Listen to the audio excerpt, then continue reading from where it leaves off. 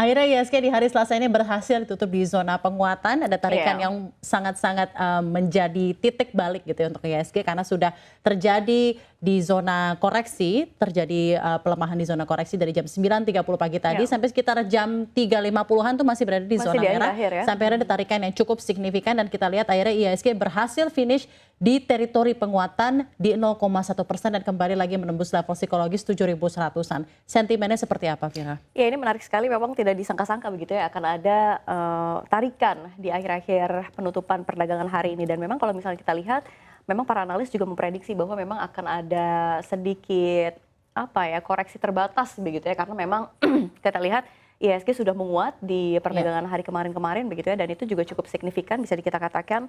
Dan turnover hari ini juga cukup besar di 13 triliun, tapi akan masih berjalan terus, mungkin 13,5 triliun hari ini, Syafrina.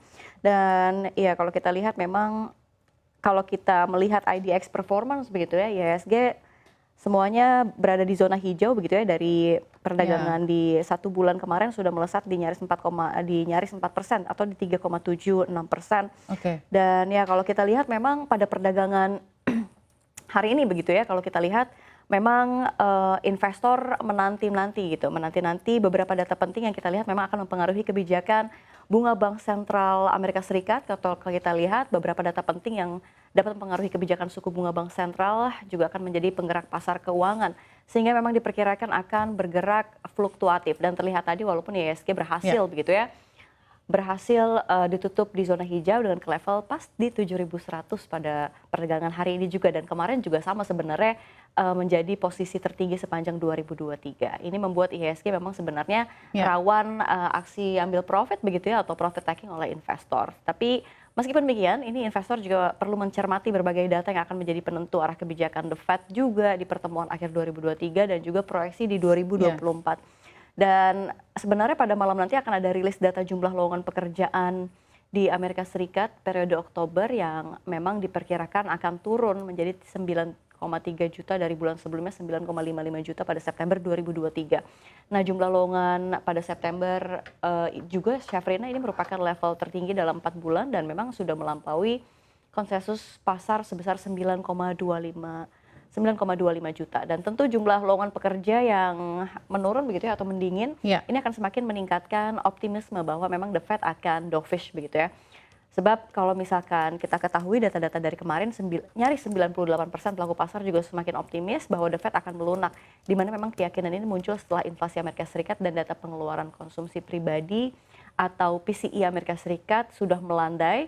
Lalu alhasil begitu ya, kedua faktor ini menjadi pertimbangan penting The Fed dalam menentukan arah kebijakan suku bunganya. Ya, dan dalam hal ini jika memang The Fed akhirnya nanti akan cooling down, kita harapkan bersama kan memang konsensus seperti yang tadi Anda katakan akan mayoritas mengatakan akan kembali menahan suku bunganya karena ada beberapa dari sektor ini juga menunjukkan unemployment rate juga sepertinya semakin tinggi gitu ya. Kemarin dari non-farm payroll hanya tercipta 150.000 lapangan pekerjaan saja di Oktober. Lalu kita lihat inflasi juga kembali menyentuh level yang cukup rendah ya 3,2%. Kita harapkan sektor real di Amerika Serikat kembali bisa menyerap kenaikan suku bunga yang sudah terjadi agresif selama setahun terakhir. Itu tadi dari Amerika Serikat. Namun kita ketahui bersama, historically Desember ini menjadi bulan yang begitu baik untuk IHSG karena bertubi-tubi ada sentimen yang baik gitu ya. Ada Santa Claus Rally, window dressing, dan lain-lainnya. Apakah tahun ini akan terjadi? Bagaimana kira-kira ekspektasi Anda mengenai window dressing dan impact-nya terhadap Bursa Efek Indonesia? Ya, sentimen window dressing sebenarnya juga turut begitu ya, sudah dipastikan membuat kinerja IHSG bertahan naik begitu ya. Dalam sebulan terpantau juga IHSG tercatat, kalau kita lihat tadi seperti yang saya katakan begitu ya, terpantau sudah terapresiasi 3,76% dan sejak awal tahun juga sudah menguat begitu ya, hampir atau kita sebut 4,13%. Kemudian ada data juga mengenai PMI Composite Global Amerika Serikat S&P yang juga memperkirakan atau diperkirakan tetap stabil pada 50,7 pada November 2023. Ini tidak berubah dari level tertinggi 3 bulan yang lalu atau 3 bulan sebelumnya, Syafrina. Ini pun juga menunjukkan sedikit ekspansi lebih lanjut dalam aktivitas sektor swasta. Ya, menurut perkiraan awal. Meskipun ini perusahaan manufaktur melaporkan laju ekspansi yang lebih lambat begitu ya, penyedia jasa mengalami sedikit peningkatan dalam laju pertumbuhan output yang merupakan laju pertumbuhan tercepat sejak bulan Juli. Jadi kalau kita lihat memang total pesanan baru sedikit meningkat didorong oleh ekspansi pertama bisnis baru di sektor jasa dalam 4 bulan, sementara tingkat lapangan pekerjaan menurun untuk pertama kalinya dalam hampir 3,5 tahun.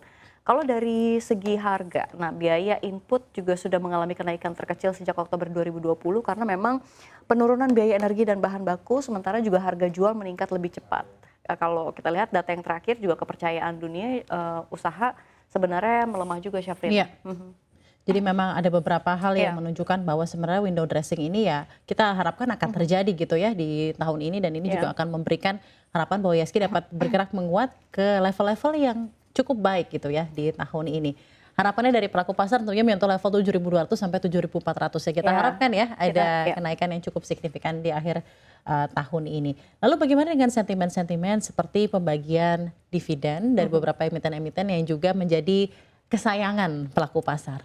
Ya memang dari dalam negeri tentu yang menjadi kabar positif masih datang dari sejumlah emiten yang memang menebar dividen begitu ya. Investor pasar modal pun juga dapat sebenarnya menikmati pundi-pundi cuan pada akhir tahun, dan kalau kita ketahui di dalam negeri ada 11 emiten yang terpantau akan berdividen tahun ini, Syafrina. 11 ya. 11 emiten, dan itu termasuk Adro juga salah satunya ya. Yang menarik ya jadinya untuk yang melihat. menarik. Jadi selain memang ada hopefully ada kenaikan room for growth dari harga emiten dengan sentimen-sentimen Santa Claus Rally, window dressing, ditambah lagi dengan bonus cuan dividen gitu di akhir Iya. tahun, dan ini akan menjadi tahun yang baik kita harapkan bersama, dan bulan yang tentunya semerbak gitu ya untuk Betul. pemegang saham, Iya, itu kan terutama untuk merupakan bursa daya saham tarik di juga ya Indonesia. Daya tarik untuk pula ya investor. untuk Desember ini. Ya. Kita harapkan bersama. Nah, dari pergerakan hari ini kira-kira sektor-sektor apa saja yang menarik dan patut diperhatikan juga?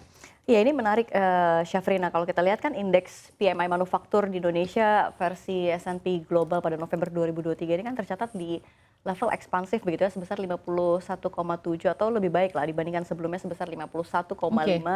Ini tentunya disebabkan oleh meningkatnya permintaan baru dan juga aktivitas produksi. Jadi secara keseluruhan industri manufaktur Indonesia berada di fase ekspansif dalam 27 bulan beruntun. Jadi investor asing kembali mencatatkan inflow di pasar ekuitas domestik senilai kurang lebih 660-an miliar pada perdagangan kemarin, tepatnya di Senin, di mana memang saham big banks ini menjadi yang paling banyak diakumulasi. Dan kalau kita lihat memang untuk pergerakan atau yang memang menopang IHSG bisa melanjutkan kembali berada di zona hijau walaupun naik tipis begitu ya. Kita lihat memang lagi-lagi ada GoTo yang Kita lihat memang bersama kira-kira emitennya apa saja tadi ya. ya tadi ada GoTo, terus ada perbankan big cap mayoritas berada di zona merah, dan kalau kita lihat GoTo juga sebenarnya tadi di akhir-akhir sesi 2 juga sebenarnya berada di level zona merah begitu ya. Namun ada tarikan ke atas yang membuat GoTo ini berhasil lagi kembali ke zona hijau. Iya.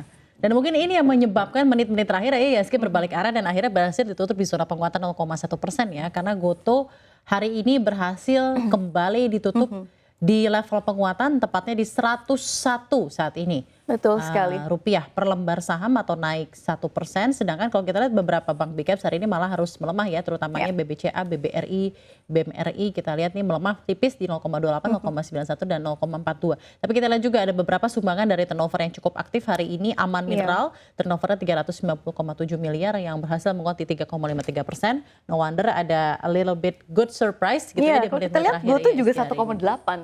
Iya, maka Iya, dari besar itu ya, sekali jadi ya. akhirnya IHSG berhasil kembali tutup di zona penguatan, akhirnya menuntaskan rally 2 hari di pekan pertama bulan Desember 2023. Semoga ini menjadi Nice. bulan yang baik Iya. ya untuk IHSG ke depannya.